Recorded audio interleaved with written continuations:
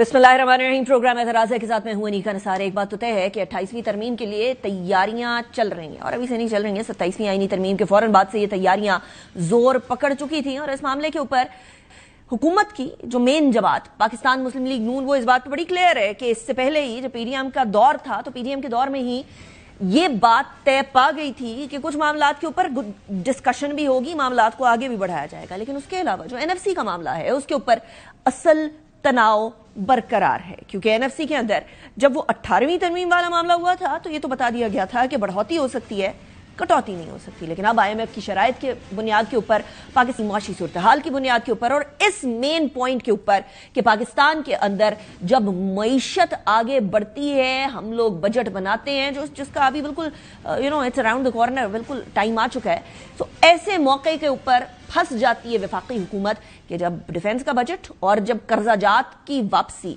Debt repayment हो तो उसके बाद फिर हमारे पास कुछ बचता नहीं है। प्रोविंसेस के पास वाफिर मकदार में पैसा होता है। लेकिन इसी हवाले से बल्दियाती इदारों को मजबूत किया जाए, जो फॉर्मूला तैयार होने उसके बारे में राना सनाउल्लाह साहब ने बोला था। क्या बोला था मेरे अपने प्रोग्राम में, सुने सर। एक इशू है कि जो बल्दियाती अदारे हैं उनको जो है वो एम्पावर किया जाए और जिस फार्मूले के तहत एनएफसी में फेडरेशन से सूबों को फंड्स ट्रांसफर होते हैं उसी फार्मूले को आगे जो है वो सूबे से आगे जो है वो इम्प्लीमेंट किया जाए डिस्ट्रिक्ट और डिवीजन की सतह के ऊपर। अब ये मुतालबा जब पीडीएम की गवर्नमेंट बनी है तो उस वक्त हमने जो एमक्यूएम की हमायत ली थी तो हमने तो उनके साथ मुआहदा किया था। उस वायदे के ऊपर जो है वो पीपल्स पार्टी के, पीएमएलएन के और जेयूआई के सिग्नेचर है। तो ये बात हर वक्त होती है। एमक्यूएम तो कोई ऐसी मीटिंग नहीं होती जिसमें वो ये मामला नहीं उठाती। अब इस बात के ऊपर, इस मुआहदे के ऊपर सिग्नेचर हुआ था। सिग्नेचर किस किस मामले के ऊपर हुआ था ये एक इंतहाई अहमियत की हामिल बात है। लेकिन नासिर हुसैन शाह साहब ने कल ही मेरे शो के अंदर ये बात बड़ी वाज़ेह तौर पर बता दी कि 28वीं आईनी तरमीम का कोई मुसवदा अभी डिस्कस नहीं हुआ, कोई बातचीत नहीं हुई है। लेकिन जो प्रीएम्प्टिव खबरें आ रही हैं, जो जराए से खबरें आ रही हैं, मीडिया पर खबरें आ रही हैं, सोशल मीडिया पर बातें गर्दिश कर रही हैं, उसका रिस्पॉन्स भी उन्होंने दिया। सुने सर। कि 28वीं तरमीम पर इस वक्त तक कोई बात नहीं हुई, कोई चीज किसी के साथ शेयर नहीं की गई। ये बहुत सारे इश्यूज हैं और पीपल्स पार्टी का स्टांस बिल्कुल क्लियर है। सूबों की बात होगी हम सपोर्ट नहीं करेंगे, एनएफसी में कटौती की बात होगी हम सपोर्ट नहीं करेंगे, बिस्प के खात्मे की बात होगी हम सपोर्ट नहीं करेंगे। तो ये वो इश्यूज हैं। लोकल गवर्नमेंट अगर किसी सूबे में इस वक्त काम कर रही है तो वो सिर्फ सूबा सिंध है। बाकी मुझे बताएं कौन से सूबे में अगर वफाकी गवर्नमेंट बहुत ज्यादा ही इंटरेस्ट है तो पहले पंजाब में तो ले आए ना वो बल्दियाती निजाम।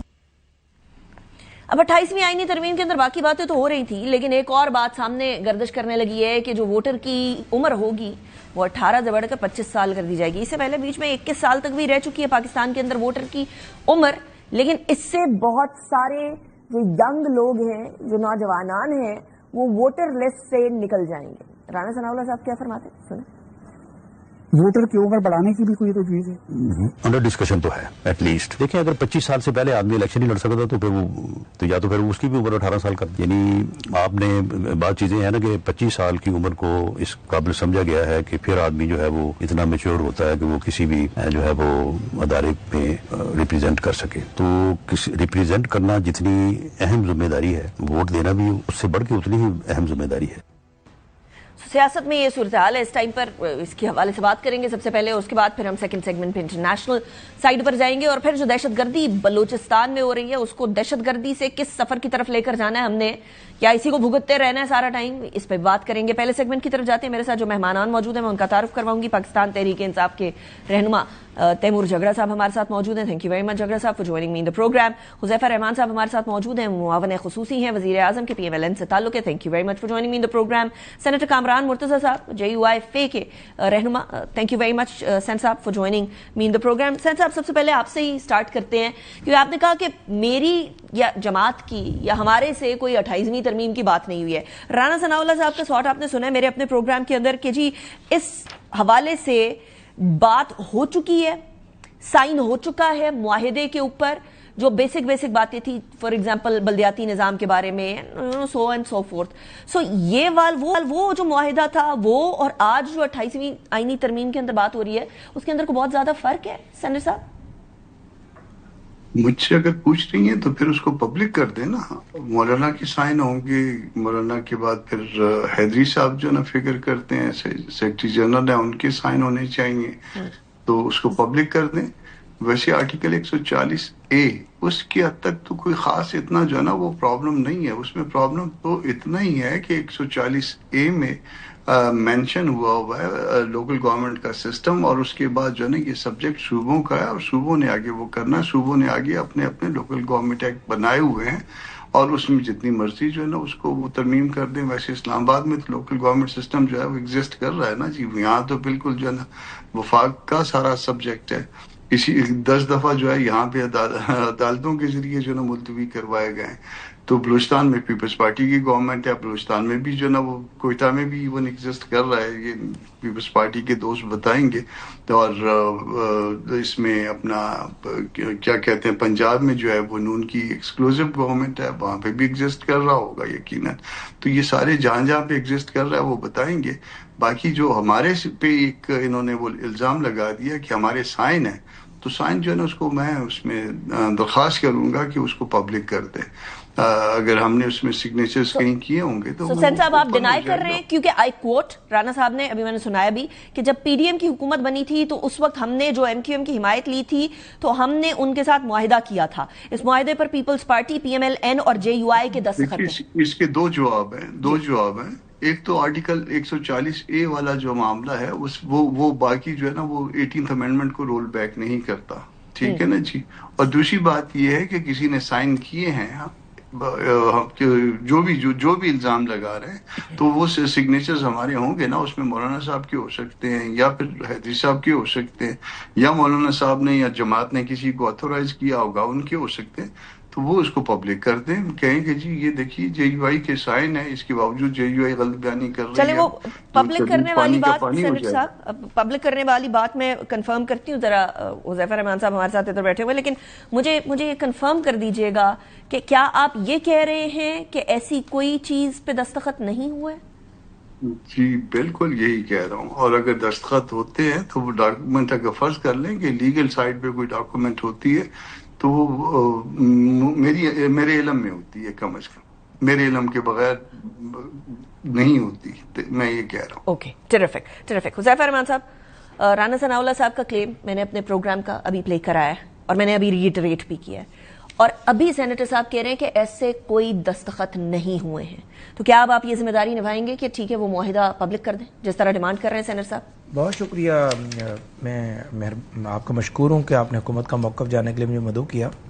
پہلی گزارش تو یہ ہے کہ آپ کو پتہ ہے کہ جب پی ڈی ایم حکومت مرز وجود میں آئی تھی تو مولانا فضل الرحمان صاحب کی جماعت اس کا حصہ تھی.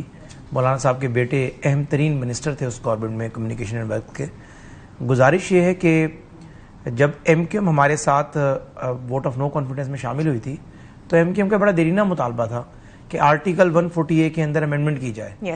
اس پہ بات کرنا بڑا ضروری ہے کہ آرٹیکل 140A میں کیا امینڈمنٹ کی وہ خواہش مند تھی.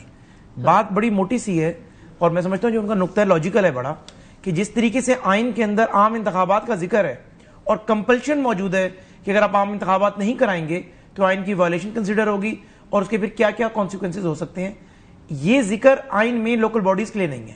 یعنی 140A لوکل باڈیز کو ضروری قرار تو دیتا ہے لیکن نیشنل اور پروونشل اسمبلیز کو باؤنڈ نہیں کرتا کہ آپ نے ہر حال میں بر وقت بلدیاتی انتخابات کرانے ہیں. تو ظاہر ایم کیو ایم اس نقطے پہ ہمارے ساتھ شامل ہوئی تھی. تحریری معاہدے کو ایک سائڈ پہ بھی رکھ دیں, کئی کلپس موجود ہیں جو ایف اے کے, باقی ہماری جماعت کے لوگوں کے, پیپلز پارٹی کے, کہ ہم سب اس بات پر متفق تھے کہ جب کبھی آئینی ترمیم کا موقع آئے گا یا اللہ تعالیٰ میں کیپیسٹی دے گا کہ ہم 2/3 ووٹ رکھتے ہوں گے, یعنی 223 کا فگر نیشنل اسمبلی میں اور 64 کا سینٹ میں, تو اس میں ترمیم کی جا سکتی ہے. لیکن ایک سٹیٹمنٹ آنا وہ بات الگ ہے. سٹیٹمنٹ سے کوئی مکر سکتا ہے, سیاسی بیان بازی کہہ کے کہا جا سکتا ہے, لیکن معاہدے کی جو بات ہے معاہدے سے بھی تو مکرا جا سکتا ہے. پبلک کر دینا صاحب. دیکھیں اب یہ رانا ثناء اللہ صاحب نے بات کی ہے کیونکہ میں نے ایسا معاہدہ دیکھا نہیں. میں آپ سے کہوں کہ جی میں نے دیکھا ہوا ہے, لیکن کیا آپ کو علم ہے کہ ایسا کوئی معاہدہ ہوا ہے؟ رانا صاحب بڑے ریسپانسبل پرسنالٹی. مجھے یہ نہیں پتا کہ معاہدہ ہوا, مجھے لیکن یہ پتا ہے کہ آپس میں طے ضرور ہوا تھا کہ ہم نے ایم کیو ایم کا یہ جو گریونس ہے ریگارڈنگ 140A اس کو ایڈریس کرنا ہے. کیا ایسا ہو سکتا ہے کہ پروگرام کے ودن آپ کنفرم بھی کر لیں کہ معاہدہ ہوا تھا یا نہیں ہوا تھا؟ میں بالکل, آپ جب بریک میں جاتی ہیں تو میں اس میں آپ کو کنفرم کروں. ٹریفک. چلیے مجھے 1 منٹ دیجیے گا, جی سینٹر صاحب آپ بات کر لیجئے, پھر میں تیمور جھگڑا صاحب کی طرف سے. اچھا ہاں, ایک تو یہ کہہ رہے ہیں کہ جی اس میں جو ہے نا یہ کسی اسٹیٹمنٹ تھی یا کوئی پتہ نہیں معاہدہ ہے یا نہیں, وہ کنفرم کر لیتے ہیں. ویسے دستور میں لکھا ہوا کہ جو قومی اسمبلی اور صوبائی اسمبلی کے اگر جنرل الیکشن ہوں گے, اگر اسمبلی پہلے ٹوٹ جائے تو اس صورت میں جو ہے نا کچھ اور مدت, اور دوسری اگر اس مدت پوری کرے, تو یہ تو دستور میں لکھا ہوا ہے نا. تو جو لکھا ہوا تھا وہ عمل کروایا تھا, وہ پچھلی حکومت میں جو کیئر ٹیکر حکومت, جو لکھا ہوا ہے اس پہ تو عمل نہیں ہوا تھا. اب مزید لکھنے کے بعد اس پہ عمل ہوگا. یہ لکھت پڑھت کے اندر شاید معاملہ آ جائے سینٹر صاحب, تو مان ہی جائے, جیسا میں پہلے بھی عرض کر رہی تھی کہ اسٹیٹمنٹ سے تو مکرنا آسان ہوتا ہے نا. نہیں اسٹیٹمنٹ بھی کوئی نہیں ہے, کوئی نہیں ہے. ٹھیک ہو گیا, گاٹ اٹ. جھگڑا صاحب آپ کو 140A ایک کر کے ذرا بریک ڈاؤن کرتے ہیں نا, اگر 28ویں ترمیم کے اندر آتا ہے تو کیا کیا آ سکتا ہے. تو یہ لوکل باڈیز والا مسئلہ تو جب 26ویں آئینی ترمیم ہوئی تھی تب بھی ایم کیو ایم میں ڈاکٹر فاروق ستار نے میرے پروگرام میں آ کر یہ بات کہی تھی کہ ہم سے تو یہ وعدہ کیا گیا تھا اب 27ویں آئینی ترمیم آئے گی, اس پہ 27ویں آئی, اس کے اندر بھی یہ بات نہیں آئی. اب 28ویں کے اندر وہ اگر ڈیمانڈ کر رہے ہیں تو آپ کو کوئی پرابلم ہے as P T I, as a political party جو کہ کہتی ہے کہ گراس روٹ تک جانی چاہیے ڈیموکریسی, آپ کو کوئی پرابلم ہے لوکل باڈیز کو اگر آئینی تحفظ مل جائے تو؟ اچھا, آپ نے ووٹنگ ایج پہ علیحدہ بات کرنی ہے؟ ایبسلیوٹلی.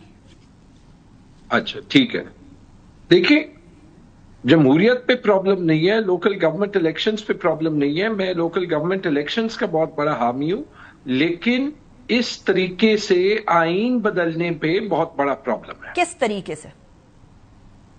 جس طریقے سے 26ویں اور 27ویں ترمیم پاس ہوئی, اور جس طریقے سے 28ویں ترمیم پہ ڈبیٹ ہو رہی ہے, اس کے برعکس کہ وہ ترمیم کسی نے دیکھی نہیں, پتہ نہیں یہ کون ڈرافٹ کر رہا ہے, کہاں پہ ڈرافٹ کر رہا ہے, کیونکہ کانسٹیٹیوشنل امینڈمنٹس جو ہیں وہ پبلک ڈومین میں over months and months debate ہوتی ہے, کیونکہ اس میں پورے ملک کا سٹیک ہوتا ہے. اب اگر ہم لوکل گورنمنٹ الیکشنز پہ آتے ہیں, لوکل گورنمنٹ الیکشنز ہونا بڑی امپورٹنٹ چیز ہے, لیکن یہ لگ تو یہ رہا ہے کہ یہ وہی تاریخ دہرائی جا رہی ہے کہ جب اتھارٹیرین گورنمنٹس ہو تو وہ صوبائی اسمبلیوں کو ڈس امپاور کرنے کے لیے لوکل گورنمنٹ سسٹمز کو جو ہے وہ ایز کمپیٹیٹرز لانے کی کوشش کرتی ہے. Why does this have to do کہ this or that, this and that کیوں کہ پروونشل گورنمنٹس بھی اسٹرینتھن ہو جائیں اور لوکل باڈیز بھی اسٹرینتھن ہو جائیں؟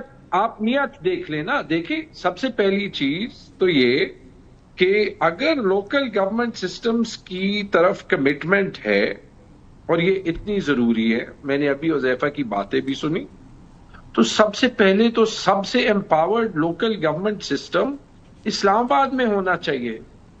آپ کو اسلام آباد کا میئر نہیں, اسلام آباد کا ایک چیف منسٹر نظر آنا چاہیے جیسے دلی میں 4 سال رہے ہیں نا. کے پی کے کا کیوں نہیں آنا چاہیے جھگڑا صاحب؟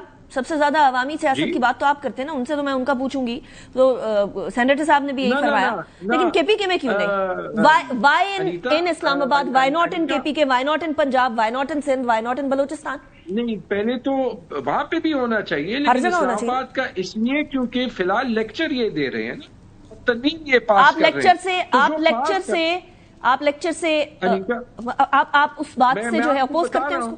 میں اگر آپ مجھے بات کرنے دیں تو میں بتا رہا ہوں, پھر اس کے بعد آپ یہی دیکھ لیں کہ وہی empowered local government system Punjab میں ہونا چاہیے. وہاں پہ پچھلے 4 سال میں الیکشنز ہوئے. میں تو آپ کو کہہ رہا ہوں, میں چاہتا ہوں کہ یہ نظام جو ہے وہ کام کرے, لیکن یہ آئین میں کچھ لکھنے سے کام ویسے ہی نہیں کرے گا. ان دا سیم وے کہ الیکشن ایکٹ کے ہوتے ہوئے پورا الیکشن فارم 47 کا ہو گیا. میں آپ کو مثال دیتا ہوں, میں پنجاب میں ایز اے کنسلٹنٹ کام کر چکا ہوں جب شہباز شریف چیف منسٹر تھے. کاغذ پہ پنجاب کا آدھا بجٹ لوکل گورنمنٹ سسٹم کے تھرو سپینڈ ہوتا ہے, ایجوکیشن کا سارا بجٹ لوکل گورنمنٹ سسٹم کے تھرو سپینڈ ہوتا ہے. آپ کو صرف ایک لائن جو ہے وہ پروونشل بجٹ کے بجائے ڈسٹرکٹ بجٹ میں ڈالنا پڑتی ہے. وہاں پہ انہوں نے ایجوکیشن اور ہیلتھ کے ای ڈی اوز کا نام بھی چینج کر دیا, سی ای او کر دیا. اب ان کے بورڈ پہ تختی لگانے سے یا بدلنے سے ان کے پاورز تو زیادہ نہیں ہوئے نا. دس از اے فیکٹ. نہیں تو اس کو پھر کانسٹیٹیوشنل کور نہیں دینا چاہیے جھگڑا صاحب، تاکہ کوئی تختی نہ تبدیل کر سکے، تاکہ کوئی لوکل باڈیز کو اپنی مینیپولیشن کے لیے نہ استعمال کر سکے، ساری جماعتیں اپنی انپٹ دیں اور اس کو اسٹرینتھن کر لیں. دیکھیں انیکا، سسٹمز جو ہیں وہ کانسٹیٹیوشنل کور سے نہ چلتے، ورنہ آرٹیکل 6 کا کوئی معنی ہوتا، ورنہ جو ہے وہ 90 ڈیز میں الیکشن کا کوئی معنی ہوتا، ورنہ الیکشن ایکٹ کا کوئی معنی ہوتا نہیں ہے. اچھا یہ امپورٹنٹ پوائنٹ ہے، ذرا میں سینیٹر کامران مرتضیٰ صاحب کی طرف لے کر جاؤں گی because obviously he is a legal expert as well. Senator صاحب، کیا واقعی میں کانسٹیٹیوشن کے الفاظ اتنے ہی خالی یا اتنے ہی ہلکے ہوتے ہیں کہ ان سے فرق نہیں پڑتا کہ کیا لکھا ہوا ہے اور کیا نہیں لکھا ہوا، اور صرف ایکشنز میٹر کرتے ہیں؟ ہم نے ثابت کر دیا نا، ہم نے ثابت کر دیا جب ہم نے جنرل الیکشنز کو ڈیلے کیا تو ہم نے ثابت کر دیا کہ کانسٹیٹیوشن میں جو کچھ لکھا ہوا ہے وہ اس کا کوئی وزن نہیں ہے. ایون عدالتوں سے بھی ہم انفورس نہیں کر پائے اس معاملے کو. ویسے حذیفہ نے کہا، میرے بھائی نے، انہوں نے کہا کہ وہ یہ طے ہوا تھا کہ جب بھی موقع ملا تو وہ یہ فوراً جو نا لوکل باڈیز کے حوالے سے امینڈمنٹ کریں گے. تو موقع تو 26ویں اور 27ویں میں بھی ملا تھا، تو وہ موقع کیوں ضائع کیا گیا؟ ویسے یہ ایک اور بات بتا دوں، یہ اتنا کوئی ایسا ایشو نہیں ہے کہ جس کے اوپر بات نہ ہو سکے. اصل ایشو یہ نان ایشو ہے، اصل ایشوز اور ہیں. یہ آرٹیکل 1 NFC ہے یا صوبوں کے ساتھ چھیڑ چھاڑ ہے، یا صوبوں سے محکمے جو ہے نا واپس جو ہے وہ وفاق میں لانا، یہ ایجوکیشن اور پاپولیشن. تو مجھے بتا دیجیے گا سین صاحب، یہ پاپولیشن، ایجوکیشن، اگر سملر نصاب کرنے کی بات، ہم دیکھتے ہیں سندھ کے اندر چیٹنگ ہو رہی ہے، بچے جو ایگزامز ہیں وہ لیک ہو رہے ہیں، پنجاب کے جو طریقہ کار ایجوکیشن کا وہ ڈفرنٹ، مطلب ہر صوبے کا جو لیول آف ایجوکیشن ہے وہ ڈفرنٹ ہے. تو وفاق کہہ رہا ہے ہم نے اس کو ایک طریقے کا بنانا ہے، سب کی برابری کرنی ہے. اس کے اندر کوئی پرابلم ہے یا کوئی اس کے اندر کوئی قباحت ہے؟ سیکنڈلی NFC ایوارڈ کے اندر اب IMF ہم سے ڈیمانڈ کر رہا ہے کہ جی صوبوں کے شیئرز کو کم کریں، تو پھر پاکستان کو کیا کریں؟ سینیٹر صاحب. مجھ سے دیکھیے IMF تو یہ بھی اس کے ساتھ تو یہ بھی طے کیا ہوا ہے نا کہ پیٹرولیم لیوی جو ہے 80 روپے ہوگی، تو 117 روپے تک کیسے پہنچا دی؟ تو IMF جو ہے نا یا اس کی ڈیمانڈ کرنے سے تو باتیں نہیں ہوتی نا. وہ تو ڈیمانڈ 80 روپے کر رہا تھا، آپ نے اس سے زیادہ بڑھا دی کیونکہ آپ کا FBR جو ہے ناکام ہو گیا تھا، آپ کو 1000 ارب روپے کا جو ہے نا شارٹ فال تھا. تو IMF جو مرضی کرے، پھر تو ہم ساورن نہیں رہے نا، پھر تو ہم جو ہے نا ان کے محتاج ہو گئے. جس طرح سے وہ کہیں گے اس طرح سے وہ انگلی پکڑ کے ہمیں چلائیں گے، پھر حکومت بھی انہیں سے کروا لیتے. لیکن سیٹ صاحب، اگر آپ ہوتے ان کی کرسی پر، اقتدار کی کرسی پر، تو پھر آپ کیا کرتے؟ ان کی بات ماننا ضروری نہیں ہے، اپنے خرچے کم کرنا ضروری ہے. اس وقت جو مسئلہ ہے وہ اخراجات کے زیادہ ہونے سے ہے. آپ کے جو ہے نا وہ اخراجات اتنے زیادہ ہیں کہ آپ جو ہے نا وہ معاملات کو ٹھیک نہیں کر پائے. 2.5 سال حکومت کے ہو گئے، 5 سال حکومت کے عام طور پہ ہوتے ہیں جو کہ پاکستان میں نہیں پورے ہوتے کسی بھی جمہوری حکومت کے. تو 2.5 سال ہونے کو ہیں. 2.5 سال میں جب ہم چیزیں سیدھی نہیں کر پائے تو اس کے 2.5 سال کے بعد جو ہے نا وہ پھر چل چلاؤ کا وقت شروع ہو جاتا ہے. بجائے اس کے کہ وہ IMF کی فرمائشیں مانی جائیں، عوام کی طرف دیکھا جائے. اور NFC کا شیئر کم نہیں کرنا چاہیے سینیٹر صاحب؟ جی بالکل نہیں کم کرنا چاہیے، اور اسپیشلی اس ریفرنس کے ساتھ کہ 2 صوبے آپ کے اس وقت انتہائی ڈسٹرب ہیں. جب آپ ان کی جو ہے نا ان کے وسائل کے اوپر ہاتھ ڈالیں گے یا ان کے باقی دیگر اٹانومی پہ ہاتھ ڈالیں گے تو وہ 2 صوبے جو ہے نا اور جا کے دیوار کے ساتھ لگ جائیں گے. کہنا ہے سے سیفلی سینیٹر کامران مرتضیٰ کہ اگر 28ویں آئینی ترمیم میں NFC کی بات آتی ہے تو JUI کسی بھی صورت میں اس NFC ایوارڈ والے کٹوتی کا ساتھ نہیں دے گی. 26ویں آئینی ترمیم میں ساتھ دیا تھا، اب نہیں دے گی. اس میں ایسا ہے کہ 26ویں ترمیم میں بھی ہم نے اپنی شرائط پہ ساتھ دیا تھا اور اپنے جو ہے نا وہ بہت ساری چیزوں کی بیٹرنس کو کم کر کے دیا تھا، اور ساتھ ہم نے ساری پارٹیز کو انگیج کیا تھا اس معاملے میں. اور اس کے بعد جو ہے نا وہ معاملے کو ڈائلوٹ، باقی جو ہے نا وہ جو 73 کے آئین میں جو ہے نا وہ متفقہ آئین تھا، حالانکہ بلوچستان سے 2 لوگوں نے اس پہ سائن نہیں کیے ہوئے، مگر اس کا متفقہ جو ہے نا ایک وہ تھا کہ متفقہ ہے. لوگ اس کے بارے میں کہتے تھے، 2 لوگوں نے سائن نہیں کیا، آپ کو زیادہ بہتر پتہ ہے. اسی طرح سے 18th امینڈمنٹ جو ہے وہ متفقہ تھی، مگر اس 26th امینڈمنٹ میں کسی حد تک اتفاق تھا، اس کے بعد کبھی اتفاق نہیں آیا. تو وہ اتفاق جو ہے وہ جو ہم نے اکٹھے مل کے ایک دستور کیا وہ دیا ہوا تھا کہ یہ اتفاق سے یہ دستور بنا ہے، وہ کانسیپٹ اب ختم ہو گیا. اوکے حذیفہ رحمان صاحب، ایک تو میرے خیال میں آپ کو کنفرمیشن تو آئی گئی ہوگی اب تک، دوسرا مجھے بتا دیجیے گا نہیں کوئی بھی نہ آپ کے کولیشن پارٹنرز مان رہے ہیں، پیپلز پارٹی وہ کہتے ہیں نہیں ماننی، ہم لوگوں نے NFC ایوارڈ تو ہم نے کم کرنا ہی نہیں ہے، پانی والے معاملے کے اوپر وہ نہیں مانتے ہیں. ابھی آپ نے JUI کی بات سن لی ہے، مولانا صاحب نے 26ویں آئینی ترمیم میں بہت زیادہ آپ لوگوں کے لیے PTI کے ساتھ جو بریجز گیپ کرنے والا کام کیا تھا، that was basically مولانا صاحب that was doing that. So اس ساری صورتحال کے اندر پھر ہم 28ویں آئینی ترمیم سے NFC ایوارڈ والے معاملے کو سائیڈ پہ ہی سمجھیں یا کوئی اور راؤٹ استعمال کیا جائے گا؟ بہت شکریہ. میری خواہش ہوگی کہ اگر آپ سمجھتی ہیں کہ میں حکومت کا سارا موقع آپ کے سامنے رکھوں تو میں ساروں کا جواب بھی دے دیتا ہوں اور آپ کے بھی ظاہر ہے دونوں تیز سوالوں کا جواب بھی دوں گا. پہلی بات تو یہ ہے کہ کامران مرزا صاحب بہت سینئر پولیٹیشین ہیں، سینئر لائر ہیں، لیکن انہوں نے جس طریقے سے بات کی آج کل ظاہر ہے وہ ناراض ہیں ہم سے JUI والے، تو بہت ساری کوشش کرتے رہتے ہیں مولانا صاحب کو ہم منائیں، لیکن لاسٹ کوشش کب ہے مولانا صاحب کو منانے کی؟ مولانا صاحب کو تو ہر وقت 24/7 کوشش رہتی ہے نا کہ مولانا صاحب کو منائیں، کیونکہ ہمیں ان کی قدر کا پتہ ہے.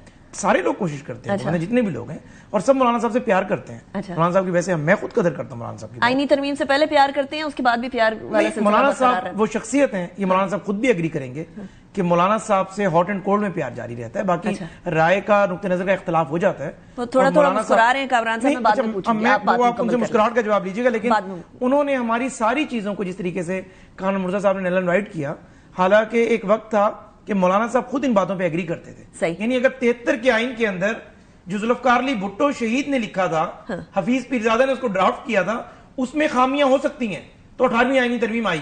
یعنی جو وزارتیں بھٹو صاحب آئین میں بنا کر گئے تھے وہ آپ نے نکالی. رضا ربانی صاحب نے جو 18ویں آئینی ترمیم آئی تو 16 سال بعد کوئی بندہ یہ متفق نہیں ہے کہ آپ میز پہ بیٹھ کے ان کی کارکردگی دیکھ لیں، اگر کارکردگی بہت اچھی ہے تو بالکل بات نہ کریں.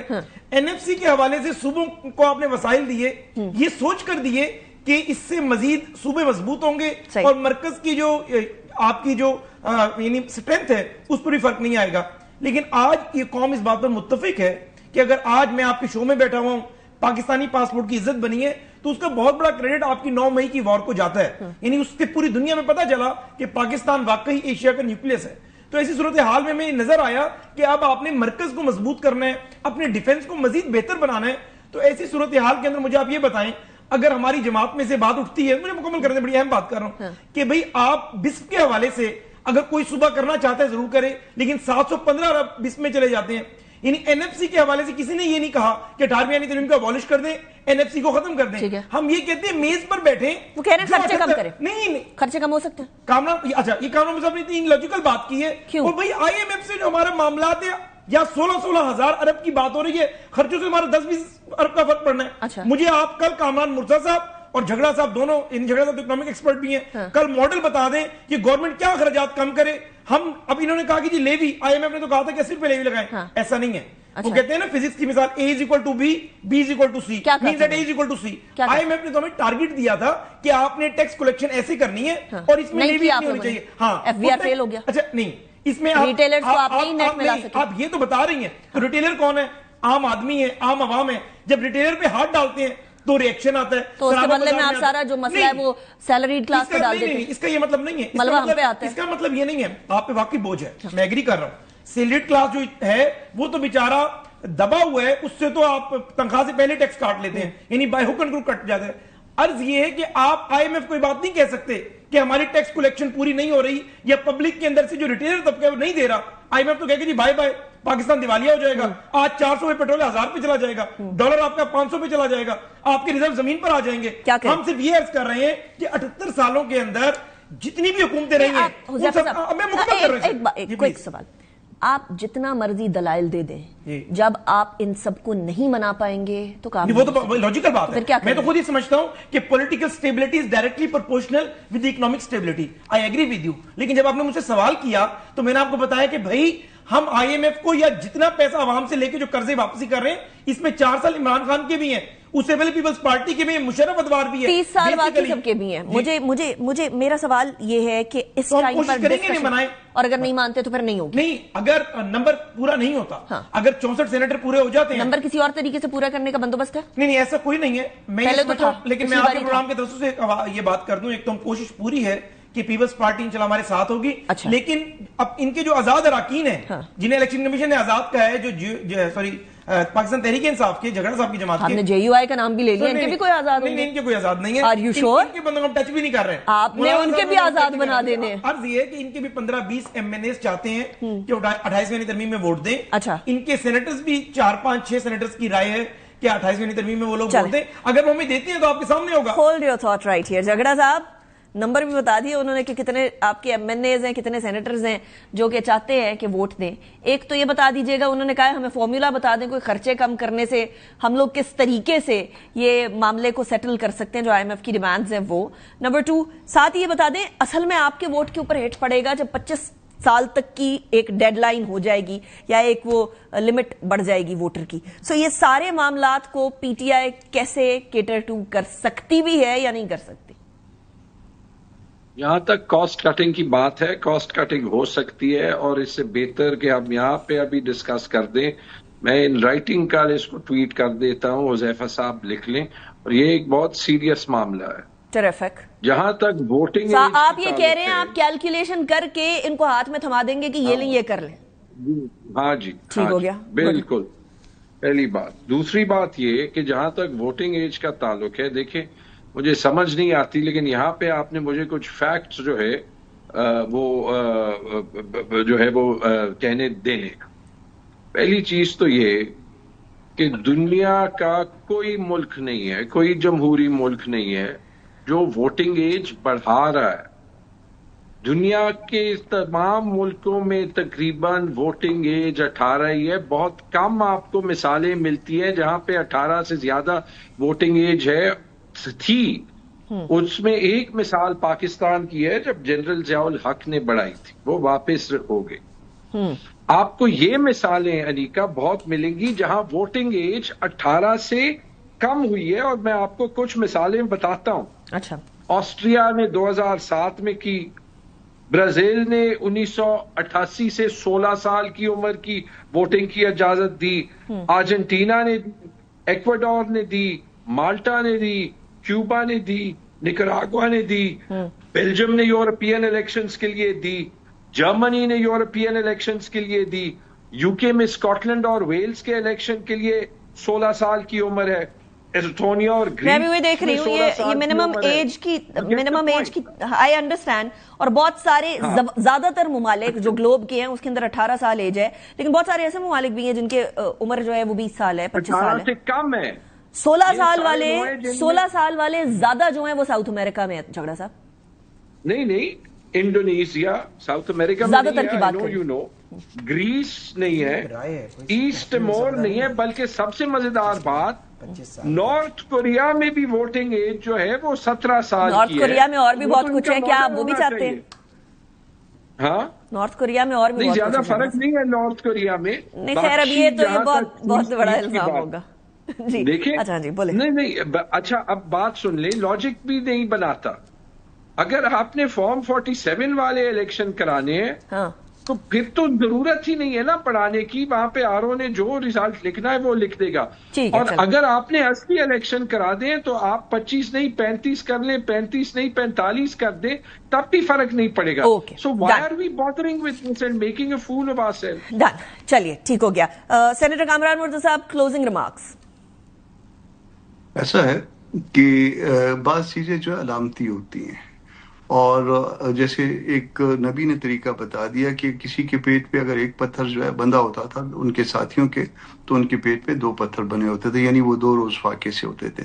तो हम भी जो है ना हर वजीर आला को कह दें एक जहाज और ले ले, हम भी कह दें कि तनख्वाह जो है ना वो पार्लियामेंटेरियन की 5-5 गुना 4-4 गुना बढ़ा दें, वजीरों की भी जो है ना 10-10 20-20 गुना बढ़ा दें।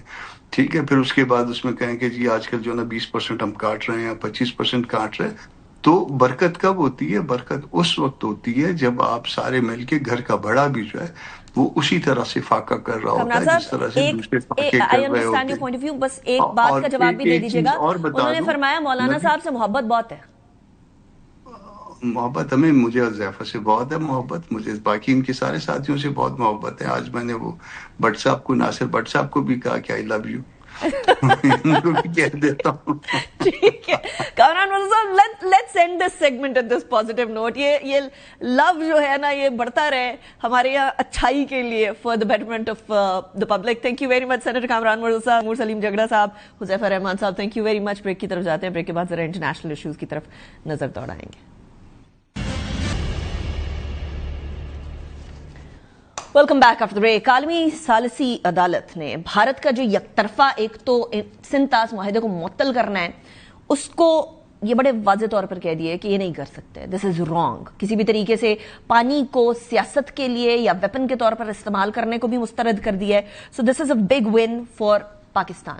اب انٹرسٹنگ بات یہ ہے کہ بجائے یہ کہ بھارت پاکستان سے اپنے روابط بہتر کرے، پاکستان کے ساتھ معاملات کو صحیح کرے، اپنے جو 234 ملین لوگ ہیں جو سطح غربت سے نیچے رہ رہے ہیں، جو بڑی بری سچویشن میں رہ رہے ہیں، بہت ہی برے حال میں رہ رہے ہیں، ان کو بہتر کرنے کی کوشش کرے، وہ پاکستان کے اوپر تابڑ توڑ حملے کرتا ہے. اب جی آرمی چیف کی طرف سے ان کے بیان آتا ہے اور آئی کوٹ، وہ کہتے ہیں کہ پاکستان ڈیسائیڈ کر لے اس نے ہسٹری کا حصہ بننا ہے یا جیوگرافی کا حصہ بننا ہے. اب اس کے آگے ہمارا ریسپانس بھی آیا ہے. بات تو یہ ہے کہ رفائل ہسٹری کا حصہ بنے ہیں، بات تو یہ ہے کہ ان کے میگ 21 ہسٹری کا حصہ بنے ہیں، بات تو یہ ہے کہ 11 جو بار بار کرتے ہیں صدر ٹرمپ وہ ہسٹری کا حصہ بنا ہے. بات یہ ہے کہ ہماری وہ سٹیٹمنٹ 6-0 جو کہ اب 8-0 ہو چکی ہے وہ ہسٹری کا حصہ بنا ہے. بات یہ بھی ہے کہ بھارت کی صبح کی جو وہ آئسولیٹ پاکستان چاہتا تھا، پلٹا کھا کے آئسولیٹ انڈیا بن گئی، یہ ہسٹری کا حصہ بنا ہے. ہماری طرف سے بھی رسپانس آیا جی بھارتی آرمی چیف کی سٹیٹمنٹ کا، اور وہ سٹیٹمنٹ کا رسپانس یہ ہے کہ ISPR نے بھارتی آرمی چیف کے پاکستان سے متعلق اشتعال انگیز بیان پر سخت رد عمل دیتے ہوئے یہ کہا ہے کہ بھارتی قیادت کی ذہنی دیوالیہ پن بیسکلی یہ ظاہر کرتی ہے، تنگ نظر سوچ ہے اور جنگی جنون کی عکاس ہے.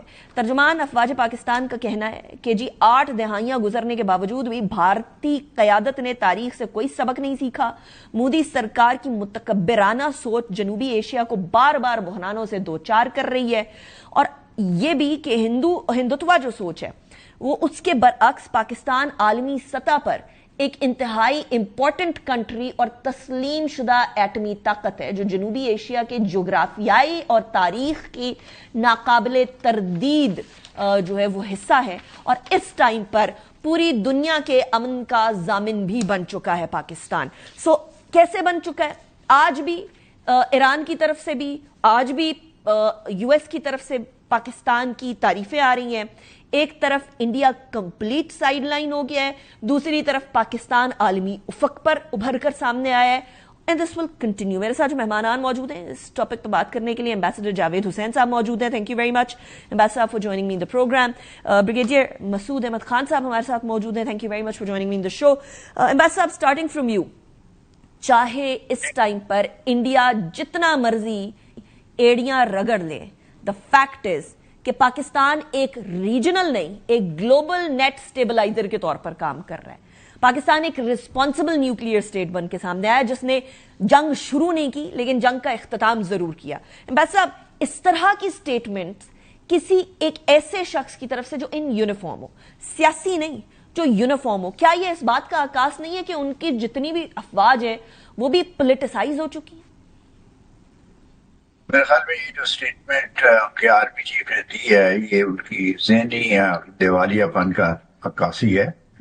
پاکستان جیسے کہ ہمارے طرف سے ISPR نے واضح کیا ہے، پاکستان ایک ابھرتی ہوئی طاقت ہے، ایٹمی طاقت ہے، اور خطے میں اور عالمی سطح پہ ہم ایک اہم رول پلے کر رہے ہیں، اور اس رول کے لیے ہمیں عالمی طاقتوں کی اور خطے کی ممالک کی بھی یعنی حمایت اور سپورٹ اور حوصلہ افزائی ہمارے ساتھ ہے.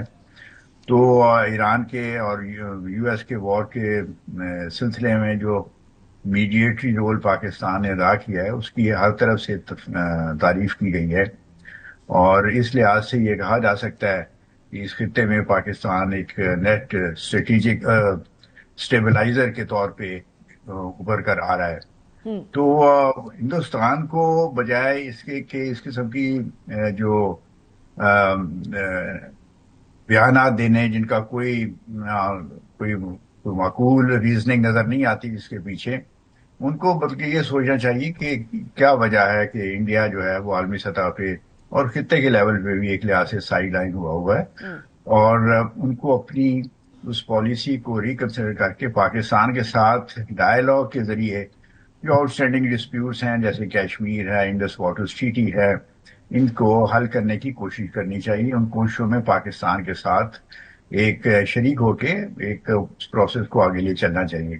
بدقسمتی سے جب سے ہندوتوا کا اثر جو ہے ہندوستان میں خاص طور پہ بی جے پی گورنمنٹ جو مودی صاحب کی آئی ہے 2014 سے، اس کے اثرات یہ ہیں کہ وہاں پہ ہندو ایکسٹریمزم اتنا بڑھ گیا ہے ہندوستان میں کہ وہ پاکستان کے ساتھ ایک نارمل جو گڈ نیبر ریلیشن شپ ہے اس کو پرسو کرنے کی بجائے وہ ایک جو ہے اگریسو جو اور ہیجمونک ان کا جو مائنڈ سیٹ ہے اس کو ہمارے اوپر یا اس خطے کے اوپر تھوپنا چاہتے ہیں.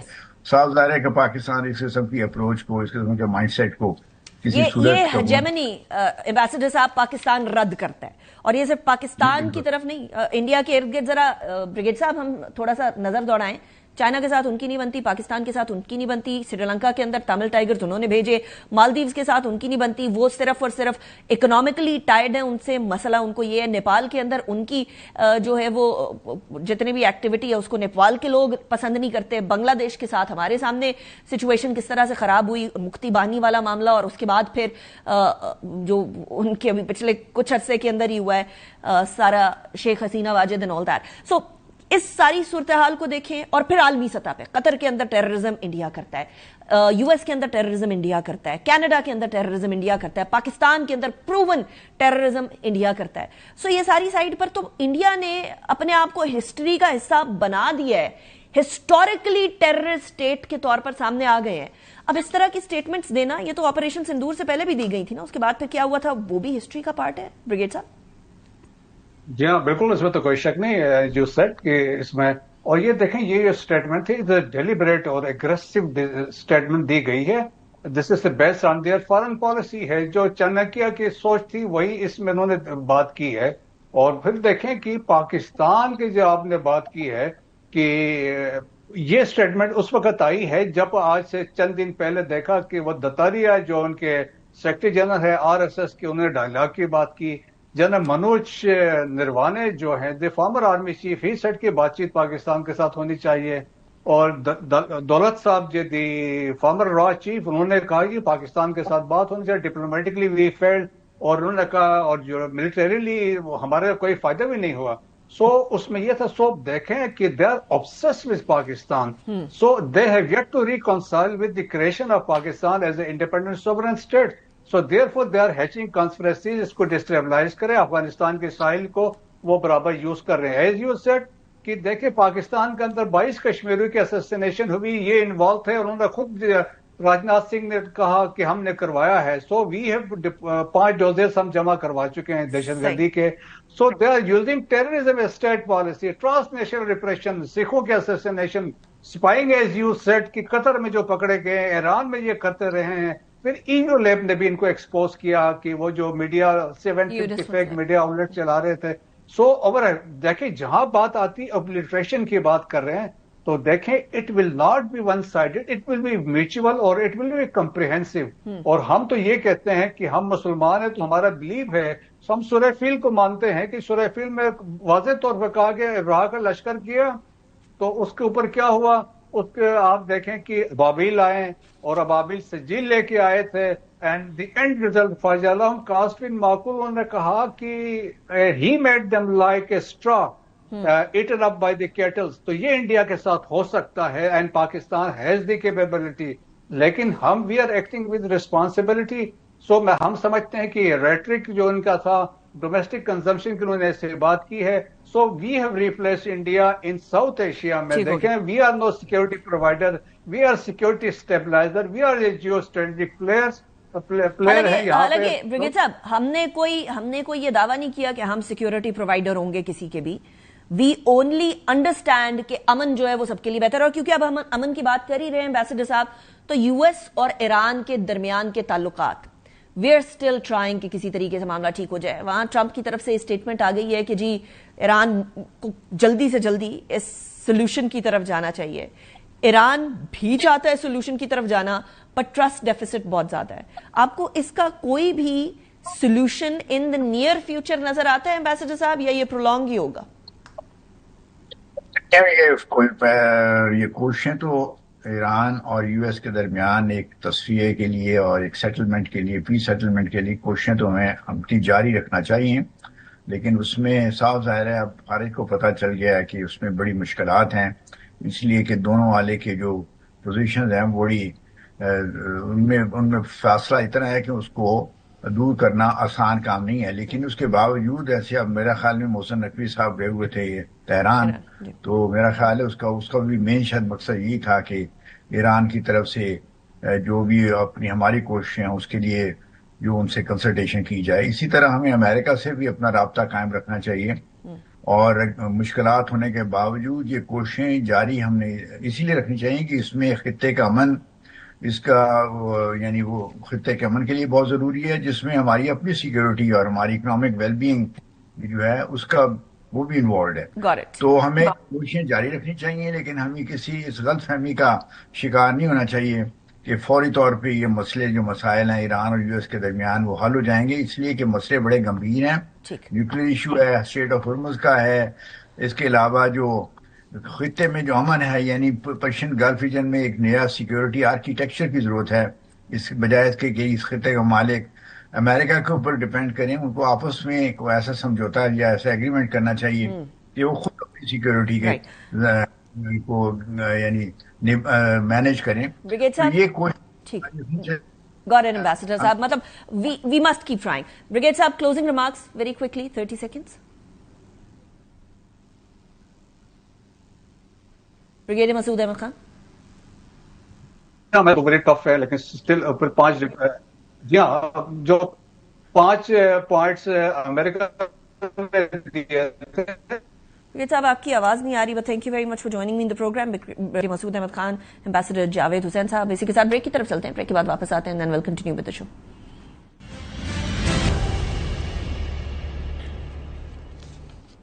Welcome back after break. Balochistan के अंदर दहशतगर्दी अच्छी खासी नुमाया तौर पर हमारे सामने आ रही है, और उसके पीछे भी कौन है हम सबको मालूम है. भारत है. कुलभूषण यादव से लेकर जितने भी वहां के लोग जो वापस आए, पाकिस्तान के कौमी धारे के अंदर शामिल हुए, उन्होंने हमेशा इंडिया का नाम लिया है. और इसमें कोई शक की बात होनी भी नहीं चाहिए कि इंडिया किस तरीके से पैसा बहा रहा है. सो टेररिज्म से टूरिज्म की तरफ जाना है या टेररिज्म में फंसे रहना है, ये एक इंपॉर्टेंट सवाल है जो कि हम सबको पूछना होगा बलूचिस्तान के मामले के ऊपर. मीर ज़ारियान खान मगसी हमारे साथ मौजूद हैं, रुकन है सूबाई असेंबली बलूचिस्तान की. Thank you very much Mir ज़ारियान Khan Magsi for joining us in the programme. मुझे ये बताइएगा, दहशतगर्दी के होते हुए यानी टेररिज्म के होते हुए टूरिज्म का होना मुश्किल है, एंड वी नो कि आप टूरिज्म के मामले के ऊपर you are very active about that. इसको यानी टेररिज्म को टूरिज्म में कन्वर्ट कैसे करना है बलूचिस्तान में? कोई आपको नजर आता है फ्रेमवर्क बनता हुआ? जी, बिस्मिल्लाहिर्रहमानिर्रहीम. Thank you for having me on the show. First of all देखिए, अगर हम कहें कि टूरिज्म डायरेक्टली दहशतगर्दी को खत्म करता है या अंडरमाइन करता है तो गलत बात है. इनडायरेक्टली जरूर करता है. इसमें जी एक अगर लॉन्ग टर्म स्ट्रैटेजी हो, जिसमें जी इकोनॉमिक्स की बात हम करें, एक नैरेटिव की बात करें, एक सोशल कॉन्ट्रैक्ट की बात करें और ओनरशिप की बात करें, तो मैं समझता हूं इनडायरेक्टली सियाहत जो है दहशतगर्दी का खात्मा इनडायरेक्टली कर सकता है. अब देखें जी जी जी बोले बोले. तो बेसिकली कहने का मकसद ये है कि अगर मैं आपको कहूं कि नहीं जी सब कुछ ठीक है और सियाहत फरोग देने के लिए ये चीजें और कल के दिन ये सारी चीजें ठीक होगी, तो I think that would be little डिसइनजेन्युअस. तो ओनरशिप किसने लेनी है इस लोकल्स ने जी. लोकल ओनरशिप अपने एरिया का, اپنا ایسے سمجھیں ساحل وسائل کا, اپنے علاقوں کا, اور وچ ول ہیلپ بلکہ سرکار کے ادارے ٹو فائٹ اگینسٹ دس, یہ جو وبا ہے دہشت گردی کا. سو ٹھیک ہے, چلیے لوکلز نے اگر اونرشپ لینی ہے تو کوئی کیمپین تو چلانی ہوگی بلوچستان گورنمنٹ کو, یا وہاں کے آپ لوگوں جس طرح آپ لوگوں کی طرح کی جو رکن ہیں صوبائی اسمبلی, ان کو کوئی کیمپین چلانی ہوگی, لوگوں کو ساتھ میں لانا ہوگا. لوگ خود تو نہیں اس معاملے کے اوپر اٹھیں گے, سو اس کے بارے میں کچھ ہو رہا ہے یا وہ بھی نہیں؟ جی بالکل. ہم نے بلکہ اکتوبر کے مہینے میں ایک اسلام آباد میں بڑا سا ایونٹ ٹورزم 3 دن کا گرینڈ ٹورزم فیسٹیول رکھا تھا. اچھا, اس میں تنقید بھی ملی لوگوں سے کہ آپ اسلام آباد میں کیوں کر رہے ہیں. اسلام آباد میں اس لیے ہم رکھ رہے تھے کہ this was the first out of many events, first of all. Second of all, دکھانا تھا کہ بھائی بلوچستان, حکومت بلوچستان اس معاملے میں سنجیدہ ہے, ایک فریم ورک, ایک بلو پرنٹ, ایک ایسے سمجھے بیس بنا کے سیاحت کو فروغ دے گی. تو we had that event, it was الحمدللہ کافی کامیاب تھا. اس کے بعد جی ابھی پچھلے ہفتے کی میں بات کر رہا ہوں, اس تسلسل کو لیتے ہوئے آگے بڑھتے ہوئے ایک ٹورزم پالیسی کا کنسلٹیٹیو سیشن تھا 2 دنوں کا, جس میں جی اسٹیک ہولڈرز آئے, کشمیر سے آئے, اسلام آباد سے آئے, ناردرن ایریا سے آئے,